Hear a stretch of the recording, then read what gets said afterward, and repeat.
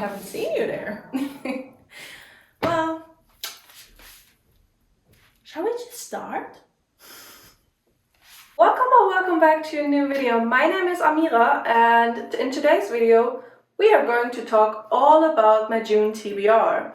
And for the people who remember me from last year and the year before that, before I completely shut down this YouTube channel, hey, I'm back. Sorry. Well, just for a short little explaining, I was really mentally and, just everything kind of clapped down, wasn't really good. I wasn't feeling mentally well. Good.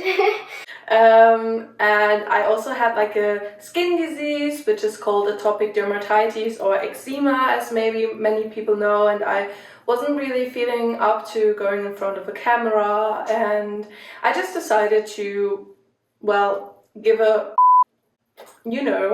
and just ignore the fact that I have eczema and just rather talk about it instead of just not going to talk about it at all. So yeah, I'm back and I'm just very happy to be back again, and this time I'm here. I'm in for it.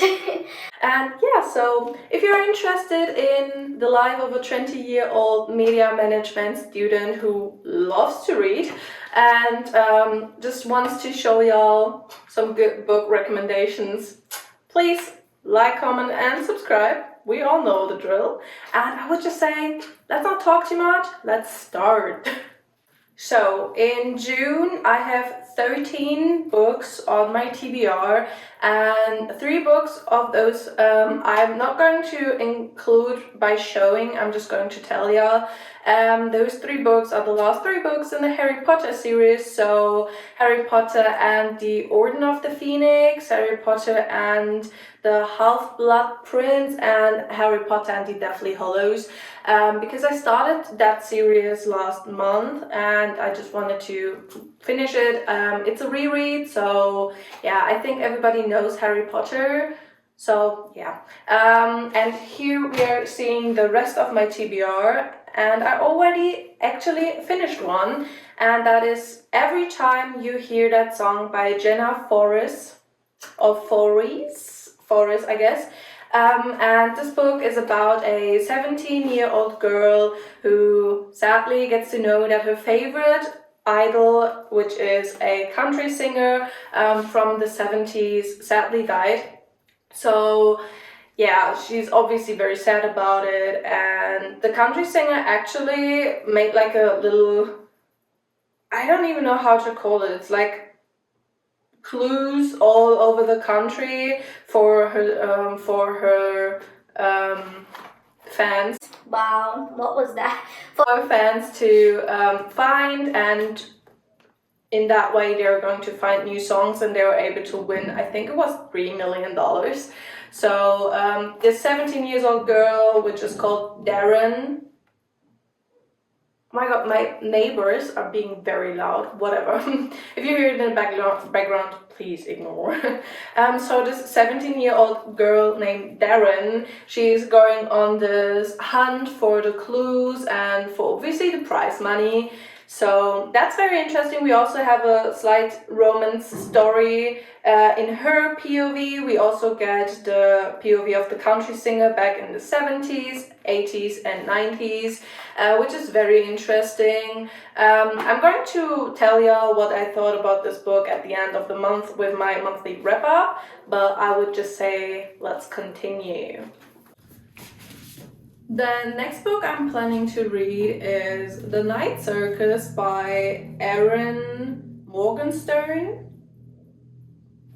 I heard a lot about this book, but practically nothing. It's kind of weird. I don't know what this book is about. I heard it's like a romance story, also fantasy. I have no idea what this book is about, because like the preface, the text on the back just says, "The circus arrives without warning. No announcements preceded. It is simply there when yesterday it was not." Like, doesn't that sound so good? I bet like most people already read this book and I'm just very late to the game. Yeah, but I think it's very interesting. I picked that book up a few months ago, haven't really read it until now, but it's very gloomy here. I wish it was very warm and summery here in Germany, but it's not. So yes, we have that. On to the next book. Next, we have a book that I literally picked up last Saturday, which is like 5 days ago, and this is The Book Eaters by Sunye Dean. I'm sorry for mispronouncing the names. I'm very not good with names. But yeah, so that's it, and I'm just going to read what the preface, or I don't even know, is it called preface? I don't know, but you know what I mean, like the little text on the back says, because I have no idea. Oh god, I'm so bad with this. I I literally don't know about the books. I pick up the books so often just because of the cover. I know, don't judge a book by its cover, but aren't we all doing this? I mean, come on. Okay, let's just, hidden across England and Scotland lives 6 old book eater families.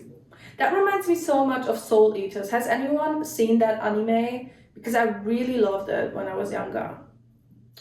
The last of the lines, they exist on the fringes of society and subsist on a diet of stories and legends. Children are rare and the numbers have dwindled, so when Devon Fairweather's second child is born, a dreaded mind-eater, a perversion of her own kind, who consumes not stories but the minds and souls of humans, she flees before he can be turned into a weapon for the family, or worse. Living among humans and finding prey for his son, Devon seeks a cure for his hunger. But time is running out, for her family won her back, and with every soul her son consumes, he loses a little more of himself. Wait, that sounds so good. But kind of reminds me of Soul Eaters. Damn. But that's very interesting, very interesting. Very interesting. But the font is giving me anxiety. Like, I don't know if you see it. I hope you can see it. But the font is very small. But still, yes. So that's that. On to the next. The next one is a pick that I absolutely adore. Like the name, the cover, everything in the book is just so good. I picked that up like 3 months ago. Literally 3 months ago. Haven't read it until now because I wasn't in a fantasy mood, because I just wanted to finish the Grishaverse by Lee Bardugo first, and I finished the Grishaverse last month, I think, and until then I haven't really read any fantasy. So yes, we have Midnight at the Houdini from Delilah S. Dawson, and it's just a girl who finds out that her sister, whom she is practically very close to, married and wants to move away from her, leaving her extremely alone, and she just goes away from the wedding, as I understood it, and wants to stay at a hotel for the night, and that is the Houdinis. And there she meets a man or a boy. I don't even know if it's YA or not. I think not. She meets a boy, but the hotel is, well, not as it seems. The hotel seems to suck her in, and if she doesn't find a way out of the hotel until midnight, she's going to stay there, like forever. Yeah, mate. Mm-hmm. Doesn't that sound so interesting? And please look at the cover. And in the back it just says, remember, it's only magic. Can we talk about this? It is so pretty.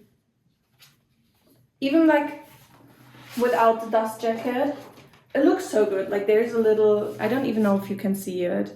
There's a little key and it's like gold. Oh, it's so pretty. God damn it.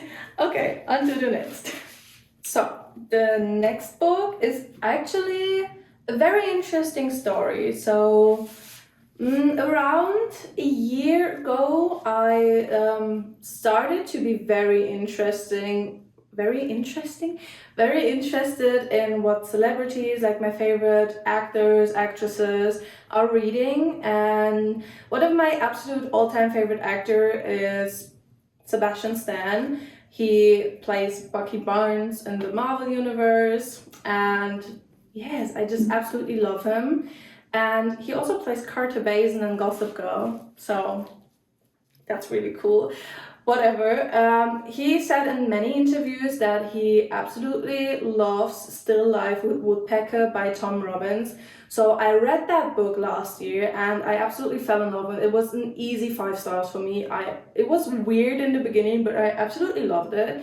And so I was kind of interested in Tom Robbins' work, and I decided to pick up another book by him, and that is Even Cowgirls Get the Blues, like I said, by Tom Robbins. And yes, I once again don't know anything about this book. I just picked it up because I really liked Still Life with Woodpecker, so let's just read the back. Even Cowgirls Get the Blues. Starring Sissy Hawkshaw, flawlessly beautiful, almost a small-town girl with big-time dreams and a quirk to match, hitchhiking her way into your heart, your hopes, and your sleeping bag. Featuring Bonanza Jellybean and the smooth-riding cowgirls of Rubber Rose Ranch, Shink, Lascivious guru of Gems and Young, Julian Mohawk by birth, asthmatic, estate, and husband by disposition, Dr. Robbins, preventive psychotherapist and reality instructor. Follow Sissy's amazing odyssey from Virginia to chic Manhattan to the Dakota Badlands, where FBI agents, cowgirls, and ecstatic whooping cranes explode in a delicious drawn-out climax. Yes, that is absolutely Tom Robbins, because Still Life with Woodpecker was the same weird prefix, whatever, the same weirdly text. And it took me a while to get into the book, I'm not gonna lie. It was pretty intense, but once I kind of got into it and understood who the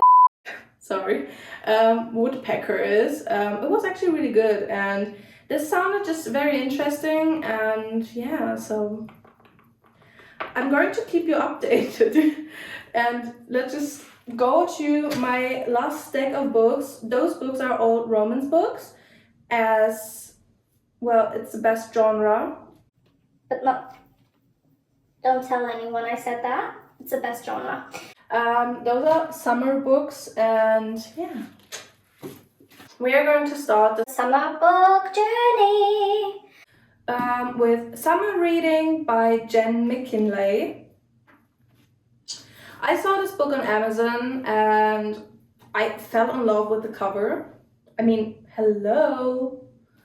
Yeah, so this is just two people, a love story. They didn't seem, the typical summer read. But let's just read, what's in the back. Sam sets out to spend the summer on Martha's Vineyard, or the best start, resurrecting her career as a chef, but instead has to chaperone her half-brother to a robotics competition at the local library. And naturally, the library's interim director, Ben, turns out to be the hot reader guy whose book she accidentally destroyed on the ferry to the island. Sam doesn't do reading, Ben doesn't do romantic relationships, but when Ben inspires Sam to create the cookbook she's always dreamed about, they discover there might be more than just a creative spark between them. Will the summer be a recipe for disaster or love? Doesn't that sound so good? That's like the typical summary. That's what I want to read while on the beach. Yes, okay, yes. Let's go. So the next two books are actually by the same author, and this is Beth Reckles. I am so sorry for mispronouncing names. So we have, first of all, Sincerely Yours, Anna Sherwood, and The Summer Switch Off. This author is also known for The Kissing Booth funnily enough. I didn't knew that. But let's start with this one. So this is just about a girl who is a she does an internship at a, I think, firm. I actually, it doesn't says where she does an internship, so we have to read, obviously, but she does an internship at a place, and she wanted to have this internship for a long while, so she just decided to have the best time of her life there.